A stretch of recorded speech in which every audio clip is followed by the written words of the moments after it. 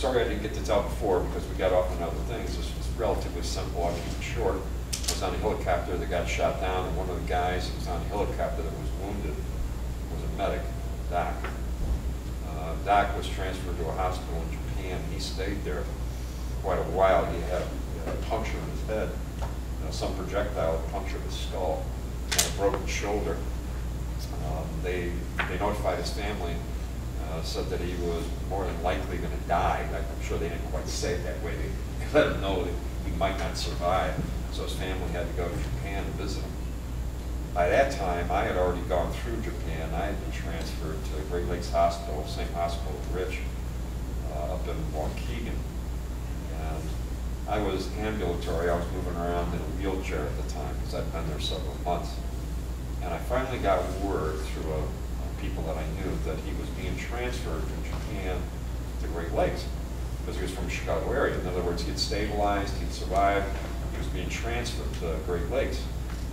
And I asked when he would come in, and I found out, and then I found out what ward he's on. I can't remember the exact floor. All I know was the upper floor. It was head injury ward. I'd never been up there before.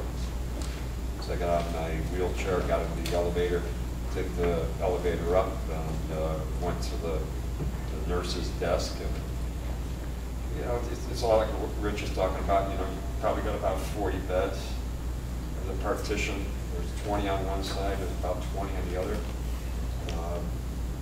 As you go in, you face 2 rows of hospital beds, and then you can look and see the beginnings of the other side of the ward over there.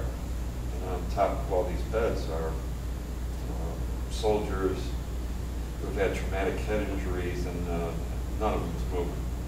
You know, you can see where they've had lobotomies. They carved out part of their brain. Some of them had been hit in the back of the head, and miraculously they survived.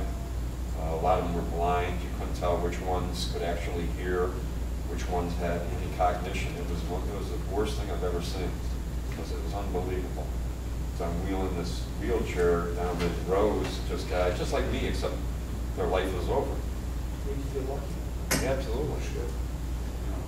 You feel so insignificant. The good part of the story, of course, is that my friend, who I heard him swearing in the back part of the ward, which he was a very profane individual.